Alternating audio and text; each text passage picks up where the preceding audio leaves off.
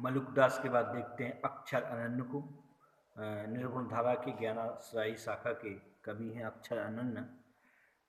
अक्षर अनन्य इनका जो जन्म है वो संवत 1710 में इनके वर्तमान रहने का पता लगता है कि 1710 में इनका जन्म हुआ।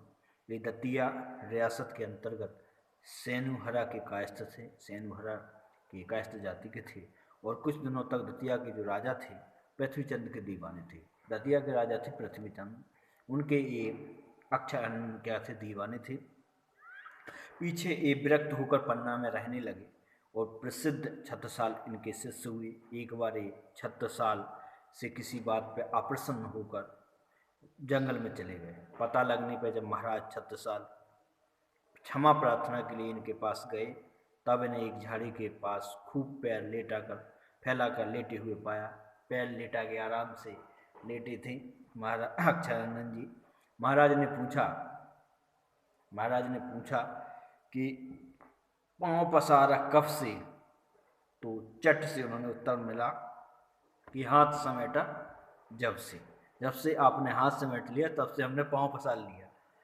तो ये विद्वान थे और वेदांत के अच्छे ज्ञाता थे। इन्होंने योग वेदांत पर कई ग्रंथ लिखे। राजयोग, विज्ञान योग, राजयोग, विज्ञान योग, ध्यान योग, राजयोग, विज्ञान योग, ध्यान योग, सिद्धांत बोध, विवेक दीपिका, ब्रह्म ज्ञान, अनन्य प्रकाश आदि लिखे और दुर्गा सप्तशती का भी हिंदी पदों में इन्होंने अनुवाद किया। दुर्गा सप्तशती का। राजयोग के कुछ पद नीचे दिए जाते हैं, देखते हैं कि यह भेद सुनो पृथ्वीचंद राय, फल चारहु को साधन उपाय। यह लोक सदै सुख पुत्र वाम, परलोक नसै बस नरक धाम। परलोक लोक दो सधई जाए, सोई राज जोग सिद्धांत आए। निज राज जोग ज्ञानी करंत, हठि मूल धर्म साधत अनंत। जैसा कि ऊपर कहा जा चुका है कि निर्गुण मार्गी संत कवियों की परंपरा में थोड़े ही ऐसे हुए हैं जिनकी रचना साहित्य के अंतर्गत आ सकती है।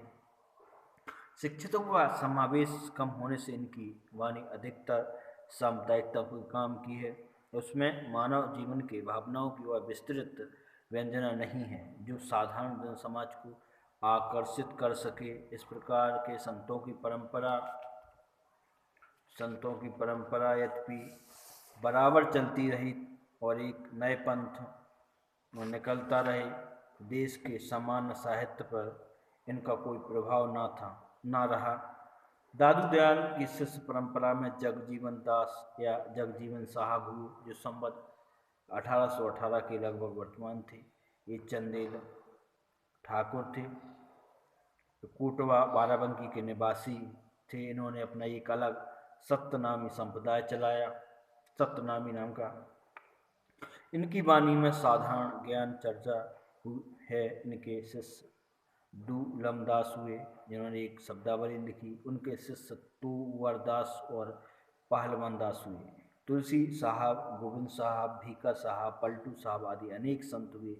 प्रयाग के बेलवेडियर प्रेस ने एक प्रकार के बहुत से संतों की वाणियाँ प्रकाशित की हैं।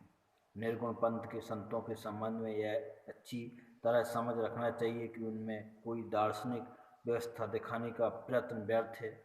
उन पर द्वैत, अद्वैत, विशिष्टाद्वैत, द्वैत, अद्वैत, विशिष्टाद्वैत आदि का आरोप करके वर्गीकरण करना दार्शनिक पद्धति की अनभिज्ञता प्रकट करेगा। उनमें जो थोड़ा बहुत भेद दिखाई पड़ेगा वह उन अवयवों की न्यूनता या अधिकता के कारण जिनका मेल करके निर्गुण पंथ चला है। जैसे किसी में वेदांत के ज्ञान तत्व का अवयव अधिक मिलेगा, किसी में योगियों के साधना तत्व का, किसी में सूफियों के मधुर प्रेम तत्व की और किसी में व्यवहारिक ईश्वर भक्ति, कर्ता पिता प्रभु की भावना से युक्त का दिखाया जा चुका है। निर्गुण पंथ में जो थोड़ा बहुत ज्ञान पक्ष है वह वेदांत से लिया गया है। जो प्रेम तत्व सूफियों का है, ना वैष्णवों का। अहिंसा और प्रपत्ति के अतिरिक्त वैष्णवत्व का और कोई अंश उसमें नहीं है। उसकी सुरति और नृत्य शब्द बौद्ध सिद्धों के हैं। बौद्ध सिद्धों के बौद्ध धर्म के अष्टांग मार्ग सम्यक स्मृति, सम्यक समाधि। सम्यक स्मृति वह दशा है जिसमें क्षण क्षण पर मिटने वाला ज्ञान स्थिर हो जाता है और उसकी श्रृंखला बंध जाती है। तो समाधि में साधक सब संवेदनों से परे हो जाता है। अतः सुरति और नृत्य शब्द योगियों की वाणियों से आए हैं, वैष्णवों से इनका कोई संबंध नहीं है। धन्यवाद। आज की ये आप चैनल की ये वीडियो, इस चैनल को लाइक एवं सब्सक्राइब जरूर करें और अगर ऐसे ही पढ़ना चाहते हैं तो हमसे जुड़ें। कुमार गौरव सर, धन्यवाद।